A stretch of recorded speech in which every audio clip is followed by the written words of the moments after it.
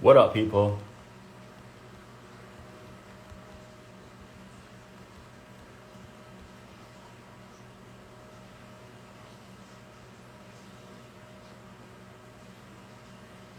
Ugh, I'm trying to figure this thing out. Give you a second.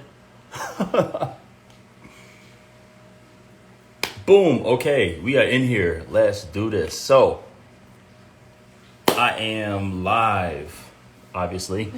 Today, we got a special guest. We got my bro, Charles Woodson, semi-finalist Hall of Famer. And obviously, Green Bay Packer, great. Raider, great. Heisman Trophy. I mean, he won every accolade. And he's a vintner. Now he's a vintner. Had Charles Woodson wines, and now he has Intercept wines. We're going to talk to him today, basically, about what he's doing. It's super cool, man. He's such a, one of like the most unique individuals like I've been around. Obviously, been a fan of his since day one. And had a pleasure, obviously being on the same team with him for 4 years. So I can't wait for Charles to jump in here and to talk more about him. But yeah, so what's going on with me right now? Obviously, for those who are jumping in, the Wine MVP is my company, full VIP wine concierge, do everything from wine club, tastings, trips, all the above. Go to thewinemmvp.com. Also follow at thewinemmvp. For those here jumping in, we have Charles Woodson. Oh, you know what I forgot to do? I got to pin the comment. That's what I got to do. See, I always forget to do that. Oh, where did it go? There we go. Boom. See, I'm learning how to do all this. There you go. Saw my wife, Shauna. I saw you in here. What's happening? Shout out to Acho. What's the word? Congrats to Manny for his book and everything that he's doing. He truly thrived during COVID, and that's what you're supposed to do. So today, for Charles Woodson's wines, we're tasting his. No. Charles is not late. I told him to wait a little, like 5 minutes. Today we're tasting his red blend, 2007 red blend. It's Petit Syrah and it's Zen. So this wine is high alcohol. I think it's like 16% alcohol, which is bananas. I took a sip and right now my chest is still getting cooked like some liquor. What's up, Kasim? What's the good word?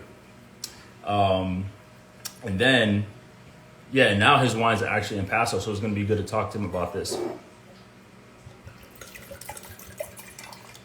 I don't know why that person's leaving their phone number, because somebody is going to call in this chat, and that's going to be their fault. So I don't know why they're wasting their time.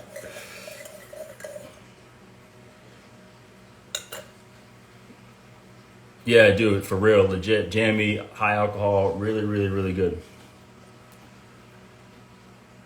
Yo, people are wild in here. That's why I like going live. It's kind of like, bro, people be tripping.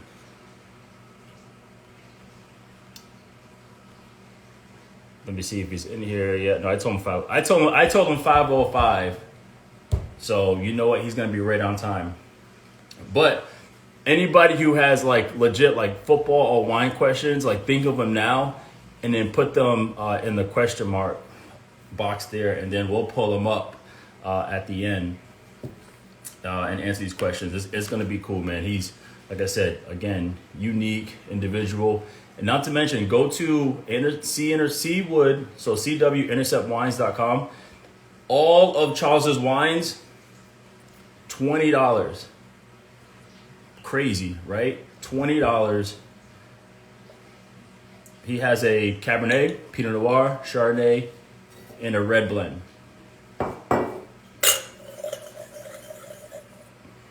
Boom, he's in here. Let's get it done.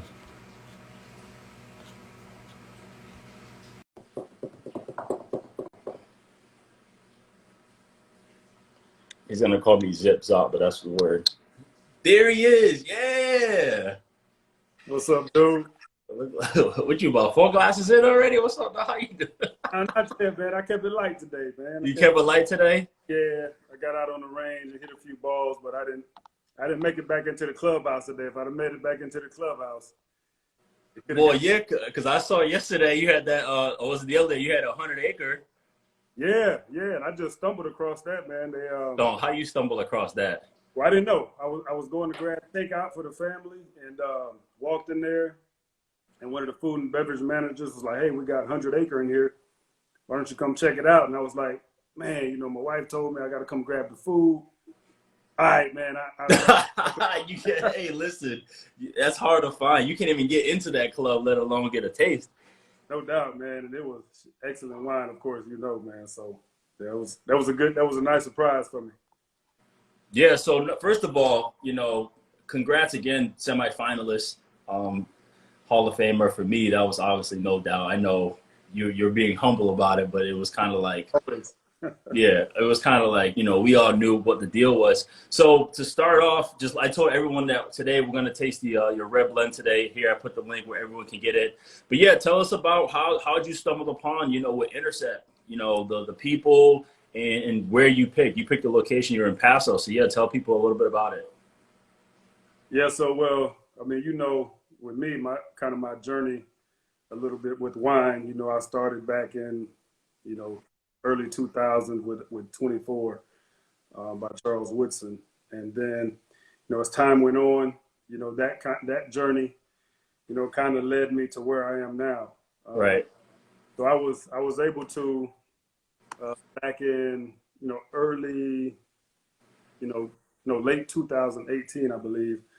I was able to get introduced to Jeff O'Neill, who's the owner of O'Neill Vintners. And, we talked about collabing together. I wanted to make a more affordable wine. The one thing that I kept getting asked from all of my fans was, hey, when are you going to make a more affordable wine, man? Something we could, drink every day, because, people supported my other brand. Right. It was a high end wine, and you know how it is. You've been in this business a while, man. It's kind of hard to live in that space. And, my fans still support it, but, they wanted to support, something that was still, of course, high quality, but something more affordable. And so Right. that and kind of came together when I met with Jeff O'Neill and his team. And we sat around and just kind of talked through my journey. I, talked to him about O'Neill Vintners and whether or not we wanted to work together. And you know what, we decided, pretty quickly, we all kind of really hit it off, and we decided, hey, let's do this thing, man. Let's collab. And so then we started brainstorming. I threw at them a couple of names of, of course, what I wanted to call it. And something that was really easy for me. What were some? What was Intercept, So That was the only one? well, I had a few others, but that one to me, it had power to it. It had staying power. You know what I mean? Right. It's catchy. And then if you think about No pun intended. no pun, no, right? So it's like, of course, you want something that your product, you want it to identify with you. So Intercept, man, it just kind of rolls off the tongue, and so that's kind of how that started, man. And we just Right. just really hit the ground running as far as coming up with what it would be called, the label. And then I went out to Paso, where where I met with his team out there where the grapes are grown. And then I was able to go through, like 5 different samples of like each varietal. So And you went through the whole process, like, because I want people to know, like, you didn't just put your name on a label and then pieced out. You're like going through the whole selection process. right, because the important thing is, of course, it's really about, I could make wine and I could be the only one that like it and nobody else will drink it, right? Right. That's not what it's about. Right. So you want to have something, of course, that you enjoy, but also that your fans will enjoy as well. But most importantly, I needed to be proud of whatever was going to be in that bottle. It had to have my signature. It had to have what I like.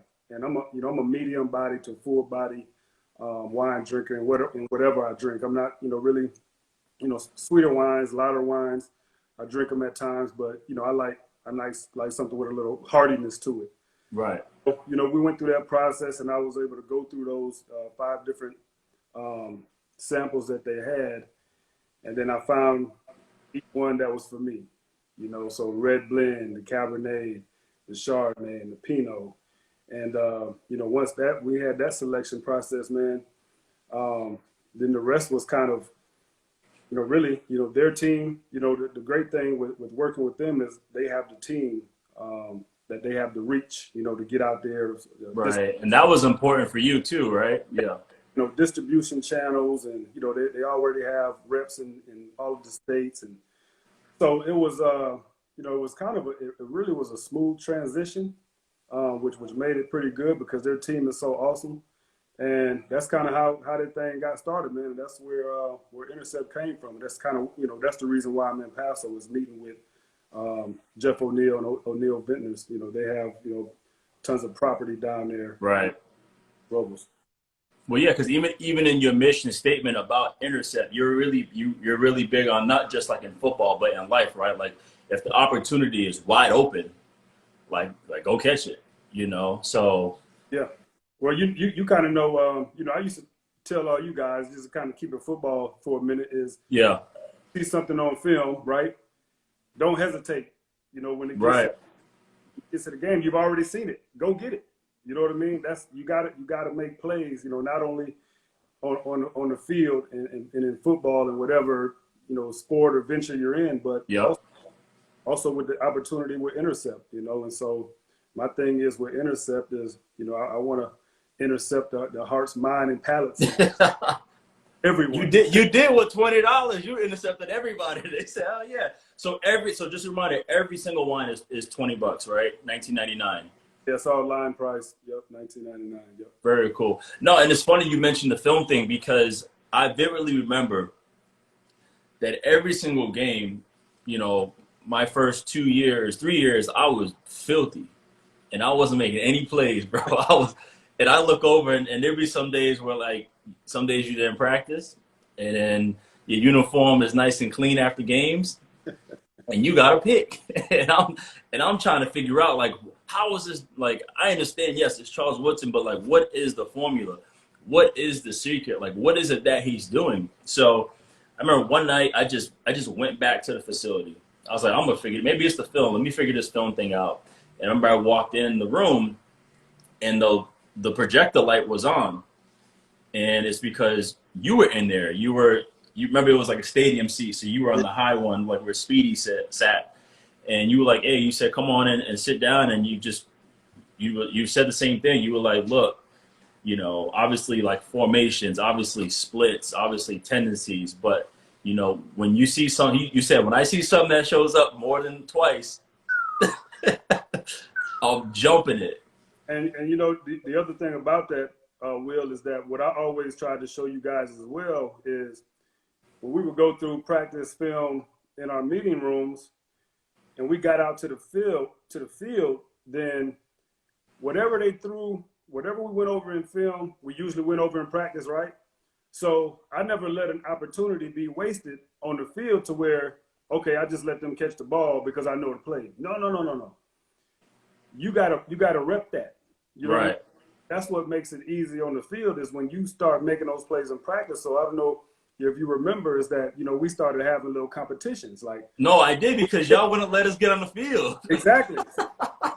Who's going to get the most interceptions for the day? And like, that's kind of how our culture was created. Right. We started getting all those interceptions as a team because we competed in practice. I mean, and a lot of times you knew what was coming. It just had, you know, in practice, they still got to earn it. They're going to throw it. You know, it's the practice squad guys. You need them to throw the ball. They throw it to you. It's a pick.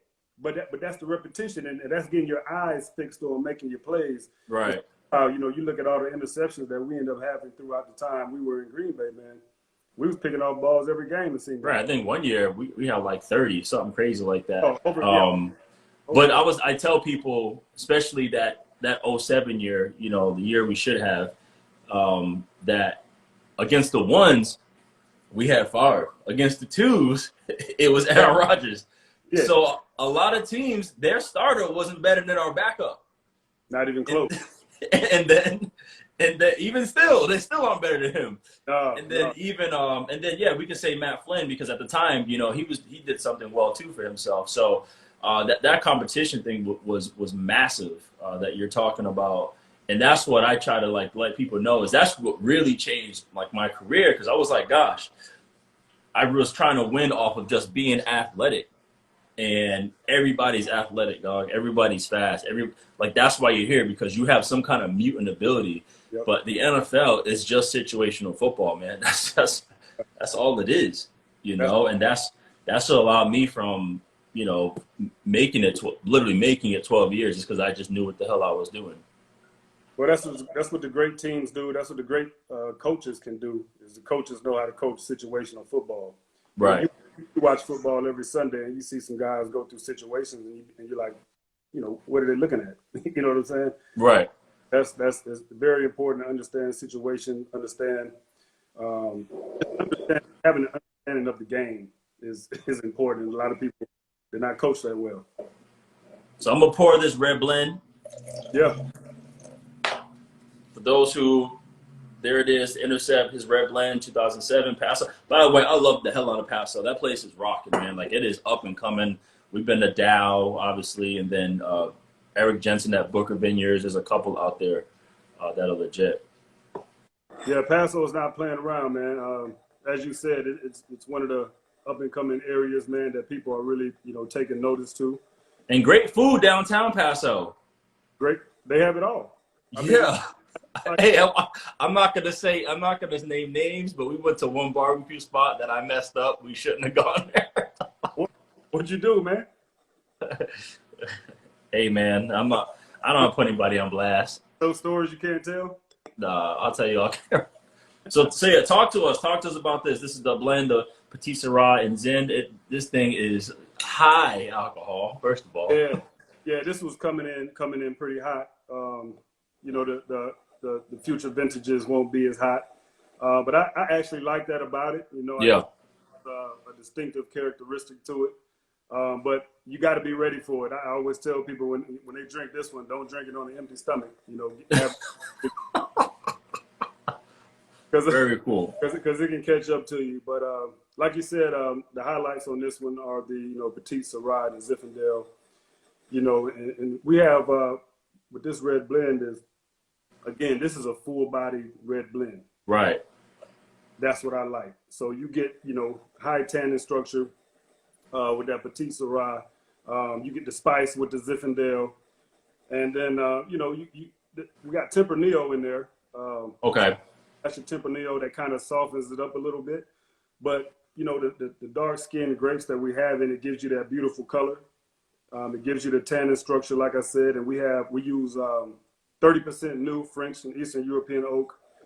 We age it for 18 months. So you get the tannin from the grape. You get some of the tannin from the barrel. And you said new oak, correct? 30% new oak. Okay. 30%. So, we don't want to overwhelm with the tannin, of course. Right. We want all of our wines to be very approachable wines, open up, drink tonight, you know what I'm saying, and not having to sit it down for 5-6 years or whatever. Right. We want all drinkable wines, and that's they're all line price, again, like you said, at $19, $20. We want you to be able to drink it right now. And so that was very, very important for us. So very well balanced. I mean, that's key in any wine you have, man, with tannins, fruit, acidity. You want all of that stuff working together. You don't want any one thing to overpower the other. And that's what, we're able to accomplish. So that's why I'm so proud of our lineup. People always ask me like, hey, what other wines are you drinking? And it's kind of tough because I'm a creature of habit. So this is my wine. I drink a lot of Intercept. No, yeah, and like rightfully so. You have pretty much the main varietals that you want. So that's. I would say one thing though, just to get real solemn and geeky. When people are like, hey, about the barrel, well, why do you use 30%? Why not 100%? Well, I almost compare it to like, okay, when you take a tea bag, right, a brand new tea bag, and you steep it, you're gonna get a lot of the flavor from the tea. Same thing with a new barrel, same thing. So then, if you don't want much, then right, you get a partially used or what have you. But with this, man, it's honestly you would never know where you scale the price at for this one because, like you mentioned, well balanced, complex. Obviously, because it's a blend. Yeah. And then yeah, for those who like the California like high alcohol, you're getting this. Right. You're getting the jamminess from the Zinfandel, you know, and then right, you're getting the tannins and the aroma from the Petite Syrah. So It's and a big boy. You know what I mean? So it's very versatile. You know, as far as your food pairings. You know what I mean? You can have this yep, big your New York strip, your ribeye, but you can also do your smoke. Your smoked meat, smoked chicken, and things like that. So, I just got me a Traeger too. oh boy, Yeah, I didn't make it on the Traeger when you were here, but I was just about to ask. I was just at the house. I didn't hear about the Traeger. no. All right, so talk to me about. So I always told like the one wine story, but I know you have any other football wine stories that you have, Wine stories. as in like funny wine stories. Like I always told the one about the Minnesota one. I told that one till I'm blue in the face about how we went to the restaurant the night before, and then the day of the game, we made it happen. But do you have any prior Yeah, PG? yeah, probably the one. I think. Matter of fact, when I was at your house, Nick Collins called. Our other buddy in Green Bay. Oh yeah, that's right. So we were in Chicago, and I think this was 2006, I believe, and there was a slight chance we could have made the playoffs. They end up moving our game to a late game, and so we were waiting on another team to finish the game to figure out if that team lost, then we had a chance, something to that effect. Of course, it's a road trip. I got a couple of bottles of wine with me, and so what happens is the first game that was going on that we needed whatever the outcome to be, it wasn't in our favor. So all of a sudden now Nick comes to my room and I'm like, damn, man, we ain't got a shot. We still got a game to play. And I'm like, hey, man, I still got these 2 bottles of wine, man. And what time's the game? Man, the game's at probably like, I think 8, maybe. I mean, it's a late game. So, I mean, it's late, right? So I had it for the plane ride home. And so I'm like, hey, we open up a bottle, man. We have a couple of glasses. We sitting there, and then all of a sudden, man, we just like, damn, we got a long time to wait around. We sitting there like this, and I'm like,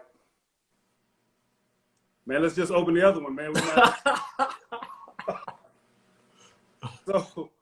So man, we finished the 2 bottles off. Now it's time to go to the stadium, and we're in a game now. We're playing, and when I tell you, man, I felt like, man, my heart was just. And so Nick was looking kind of funny too in the face. I'm like, Nick, you all right? He said, man, my chest is hot, man. I'm feeling kind of bad right now, man. But what's crazy is I get a pick. I think Nick got 2 picks and 1 to the house.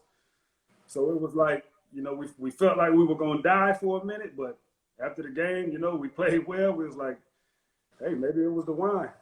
No, listen, it definitely was the wine because like I said, I talked about that story when I'm blue in the face, how we went to the restaurant in Minnesota, and then the next day we all went off. Oh, Instead, yeah, still lost the game. and still lost the game. Good Lord, have mercy, and still lost the game.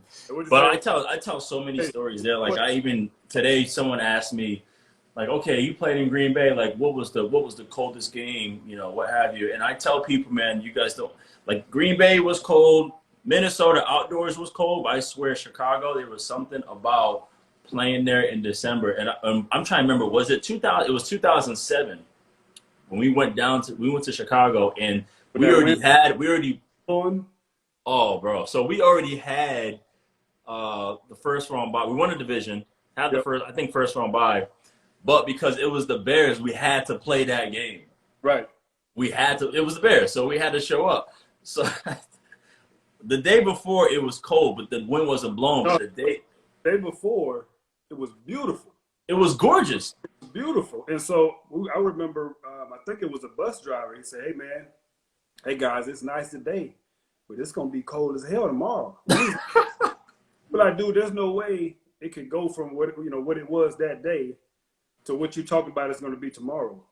And then all of a sudden we get to the game, and I remember after halftime, there was like half the team was still in the locker room. Man. Yeah, listen. Okay, so hold on, let me rewind it because the halftime story is funny as hell. But I just remember pregame. First of all, nobody came outside. I know you didn't come outside to warm up. It was awful, but it was like, first of all, it was minus like 20 and it was 60 miles an hour wind. It was nasty. Yeah. So I remember John Ryan punts the football. It goes right to the top deck. Listen, I keep them saying it was a roll like 315. Yeah. And I'm like, all right, just move closer. Kicked it again, straight to the top deck. I'm like, damn. I was like, then forget about it. I think Coach Slocum was trying to pitch to me. So I remember I walk over to Brett Favre, knowing like, never missed a game, played through pain, all that stuff. So I said, what's up? I said, Brett, it's not bad, right? He was like, shit, it's cold as hell out here, Will. I said, so listen, so I ran the locker room. I was like, guys, I said, Brett's cold. We're about to lose today. And so, yeah, man. So then let me fast forward right to halftime. So we get inside for halftime, and then remember they had hot chocolate, they had chicken broth, they had a nice spread for us. And so we get out because we're returning. So I'm out there and I'm doing a count. I'm like, I count 6 dudes. I ain't got enough people. and so the ref was like, hey, Coach McCarthy. He said, where's your team at? He said, what the hell? Where's everybody? And, bro, dudes are coming out the locker room with chicken soup in their hands and hot chocolate. Bro, that thing was unreal, bro. I remember, man, they were rushing through, like, you have the TV timeouts. Yeah. Let's go. Hey, and then between snaps, bro, not serious snaps, we were huddled up by the fire on the sideline. Hey, I remember who was it in the end zone? What was it you when you got pass interference?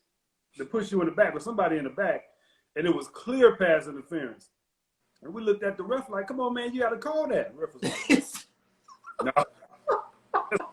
Hey, let's go. He said, let's no halftime. We ain't singing the anthem, but let's just go.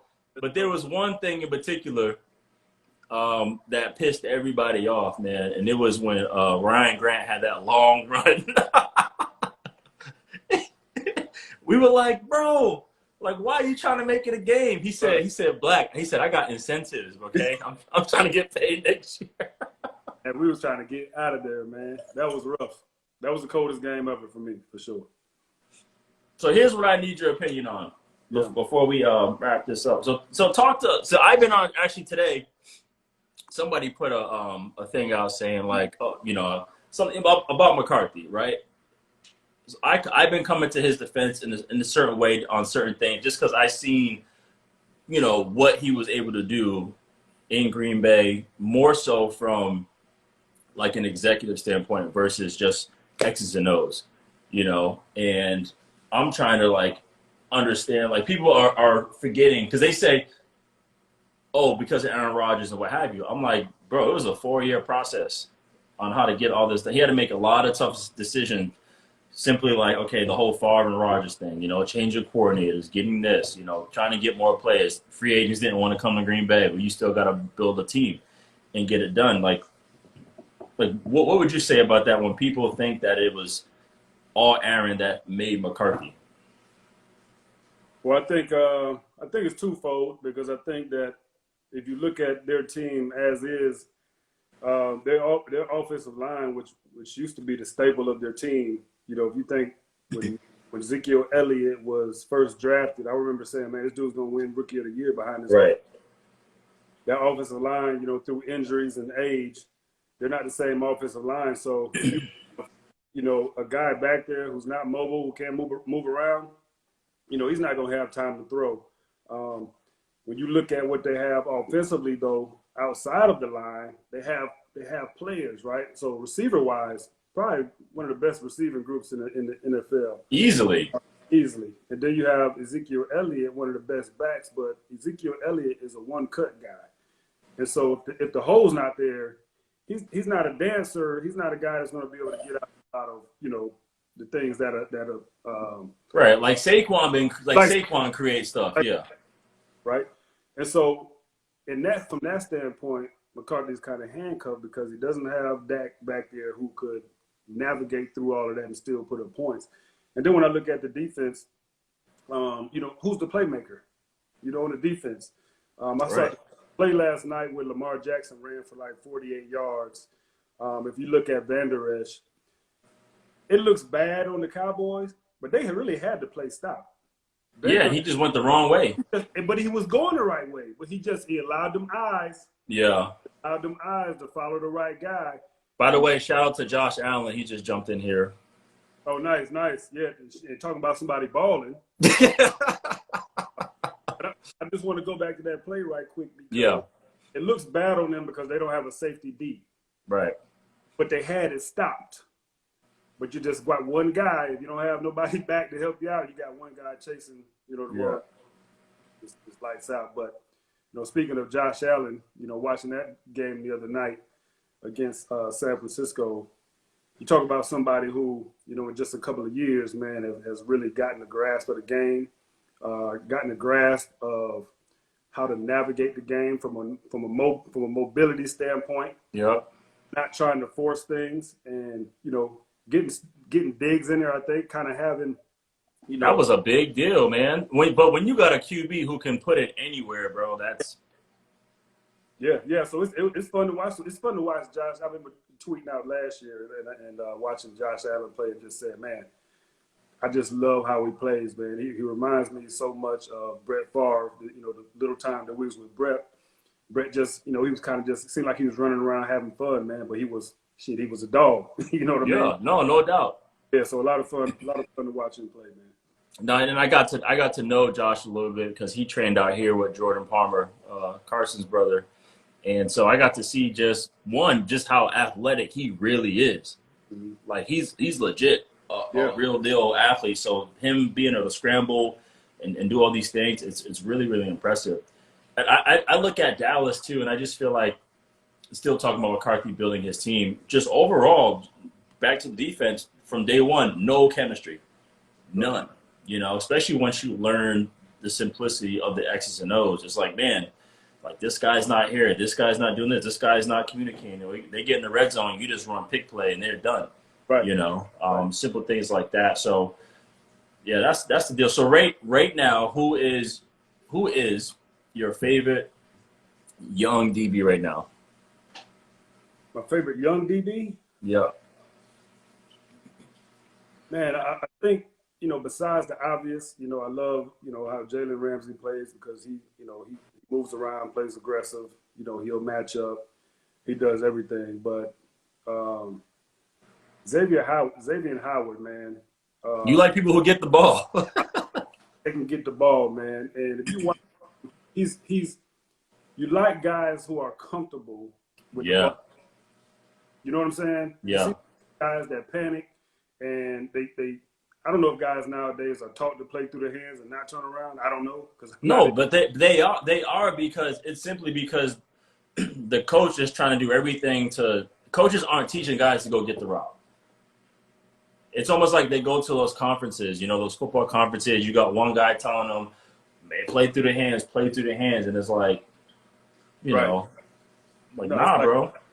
You see, I always tweet out, see ball, get ball, right? So right. If that receiver, if he turns, you can read through his body language, you can read through his eyes. His ass turns a little bit, look for the ball. You need to take a peek too. Now, if it's out of reach, you got to get on your horse. But right. At least you've located the ball. And I've said this many times too, is that most deep balls are underthrown. So if you just turn around and get your head around, you can make a play on the ball, man, and you can get your picks up. You don't turn and see it, man, you just out there playing corner. No, that was my biggest thing. Is like people see I have low picks, but it was like, well, one, I played press man my whole damn career, so you can never see the football, But two, right, you're like, man, I just want to make sure I'm in position, and then you're trying to learn and get comfortable. And it wasn't until later I'm like, man, just turn into the receiver, and just don't panic. And that's the best thing you said about Howard is that it's like, don't panic. That happened last week. He was, I think, in the slot, and it was a quick switch where they ran a slot fade, and he literally just went around the quick switch, looked over, found the ball, and just picked it off. It's That's that it. simple, you know, because I had the pleasure of when I was at NFL Nowhere, I got to talk to your cousin Rod Woodson. And he was like, look, he said, my first year, I got cooked. You're going to get cooked. And you got to get to the point where, and even Prime, when I worked at Prime's camp, Dion, same thing. Like anyone who is afraid to get beat, that's when you don't make a play. Right. It's that simple. You know, Right. you're gonna get hit, but once you just ignore that and you're not worried about getting beat, like that's when it happens. Well, I think it's it's a lot of times it might be overstated that DBs have to have a short term memory because Mm-hmm. said, man, you gotta get over stuff quickly, and if you're gonna last in the league, you got to make some plays. You know what I mean? So No, no question. if you're out there, man, and you're gun shy about going out and making a play, then have fun. It's gonna be a long career for you. That's what helped me when I moved to nickel. That helped my career because I'm like cerebral. I like being in the action. I like tackling. I like Yeah, getting strips. I love being in the action. So when I moved to nickel, it allowed me to do just that to make more plays. right. All right, I'm gonna Absolutely. knock out some of these. We got some questions here. Um, okay, we got one here. Here you go, Seawood. Now you get to be geeky. Yeah. With the tannin structure, what's the aging window on your blend? That's a good question. So, yeah, I think it. I think it'll hold because it is, a much bigger wine. With the heavy tannin structure. Like I said, you get a combination of the type of grapes we use and the 30% new oak. So, I mean, 5 years, man. You know what I mean? You can lay But it it's down, ready. But it's ready to go, but people. it's ready. But it's ready now. But I mean, you can lay it down. I think you'll be just as happy when you open it up then. Yeah, I'm. Yeah, don't hurt yourself. Did you eat some? Listen, hey, Shauna, I think you're still in here. You gotta watch out there, girl.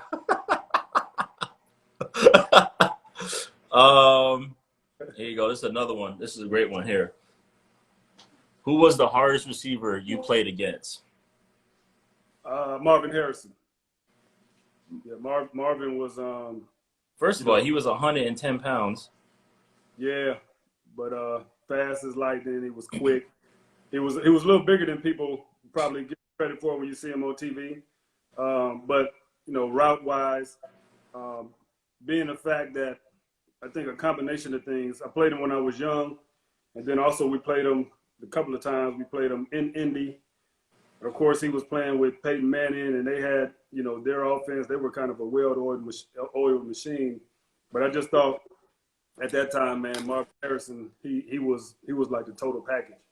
But I'm So glad you said that because I feel like that is a thing that isn't talked about much. Is like, okay, you have a receiver who's really, really good, but like, look who's throwing him the rock at the same time. You know, like right now, I love, and he's even on my fantasy team. I love DK Metcalf. I think he is obviously outstanding. He reminds me of To. You know, that same kind of that physical, yeah, like just dominance. Because people want to say Calvin, I say more so like To.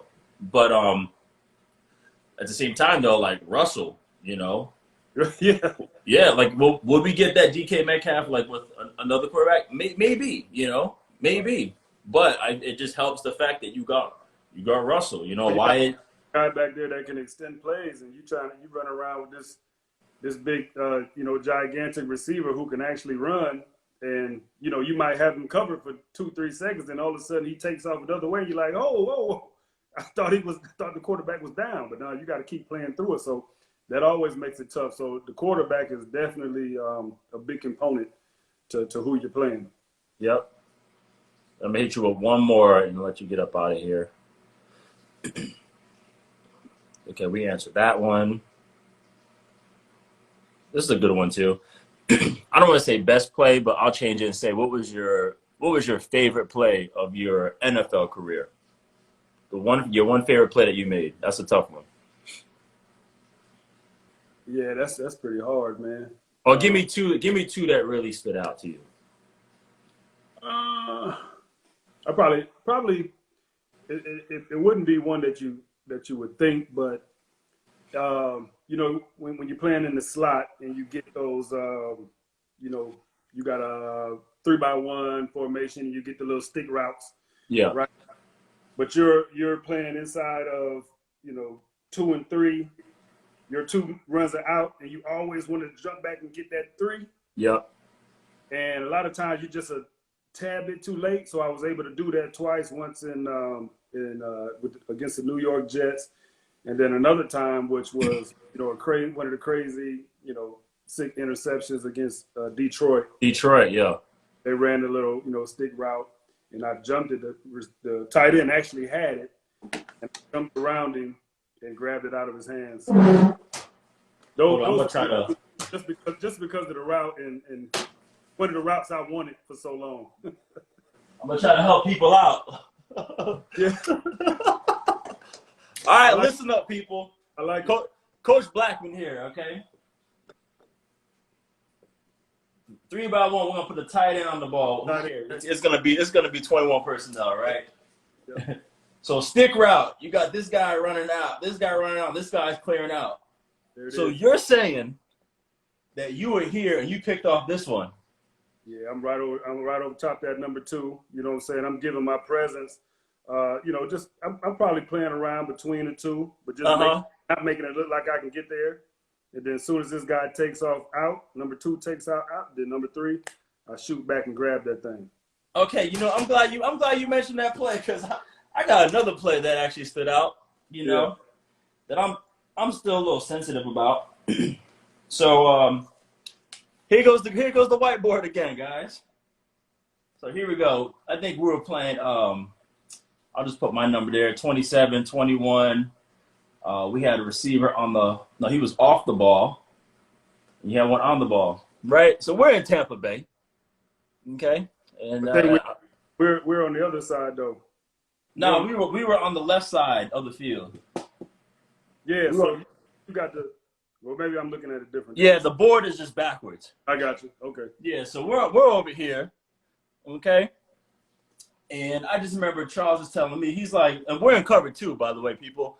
Cover 2 means he's the seam player and I'm the flat player. He's like, hey, Black. He said, you know what you need to do? He said, lock your man. I'm in cover 2. He said, lock your man. Okay. He was like, you know what? I'm going to listen to him. And he said, Nick. He said, hey, cover me. All right. So I'm like, I'm going to lock my man. So sure, I lock my man. My guy clears out. This guy runs an out. Brian Greasy thought he had him. Pick 6. Now. Actually, let me gotta go back. Because number two ran up the field past me. Oh yeah, he ran and bumped you, that's right. So it was the back that came out right into this little curl area. Oh, sorry, he ran through it. That's right. He came to the flat. Yeah. And you jumped that one. Anyhow, my point, people, is that if I played cover 2, that's going to me, damn it. You probably would have just made a tackle, though. He probably wouldn't have thrown it. But see, so it worked out. It worked out for the team, yes. You're a good team player. All right, so Wood, what's next, bro? What's next for you for wine? What's next for you for anything else? Do you have any ventures that we all should know about? What's next? Yeah, just be ready for a little Coach Wood in Michigan, yes, sir. Oh, no, man. Come on, man. My fault. Go ahead. What's next? Be ready for a little bourbon whiskey, man. No. Yeah, just be on the lookout. No, I just jumped in the whisk game. No way. Yeah, be on the lookout. Be on the lookout. Probably a lot sooner than you think, man. So. Oh, I'm excited for this one. Yeah.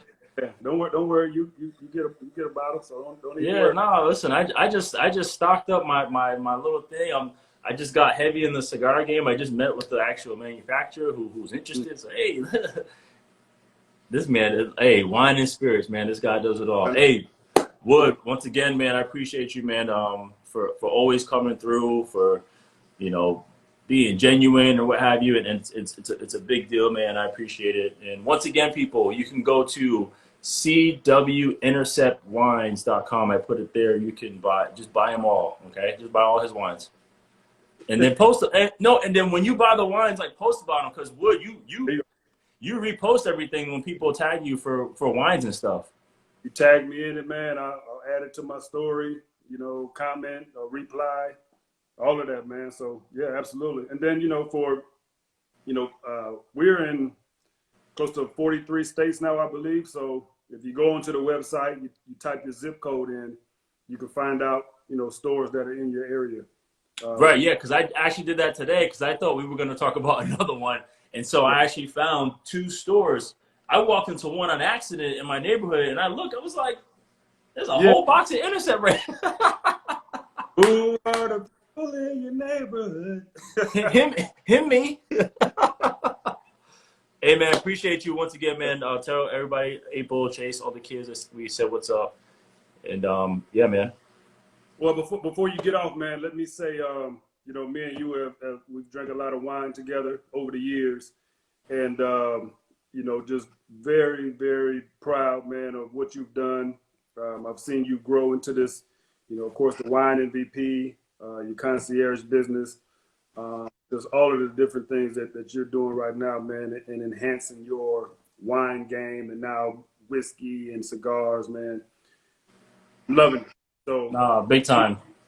We're gonna be doing a lot of this down the road, man. So I'm happy for you, man, and proud of you, bro. Big time. Appreciate you, man. Hey, cheers. Cheers, brother. Boom. Yep. All right. Zip zap zuki. Know what you, bro. Thank you all for joining. Yeah, I need to do more of these Wednesdays. Who should I bring on next? Who should be my next guest?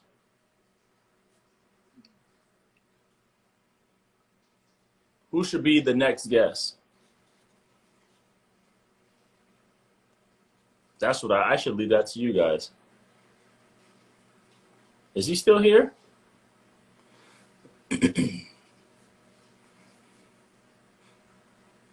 Oh, you know what? Josh is a big wino, actually. Josh is a big wino. He loves some Paso wines. I do know that. Ocho de Ricard. I need to write these down. Y'all give me a list. Daniel.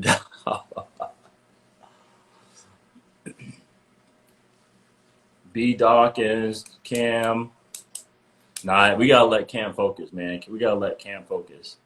We gotta let him do. You know what, Josh Allen might be it. Let me text him when I get out of here and see if he's good for next week, and we'll get something done. But again, people, seriously, go to CWInterceptWines.com. His wines are $19.99. If you go, and once again, go to the where you can plug in your zip code, and they'll tell you locally where the wines are. And then, yeah, buy these wines, post about them, talk about it, and yeah, just keep supporting. Like he legit used to have a wine that cost hundreds, and he knocked it down in the 20s because he's like, man, I have fans that want to support my wine. So he not only did he knock the price down, he changed and got a whole nother brand to make wine for the people. So yeah, continue to support, C Wood, and his wines are, I kid you, I'm not even like BS. I know that's my dog, but like it's legit. Okay, legit. And then follow the wine MVP.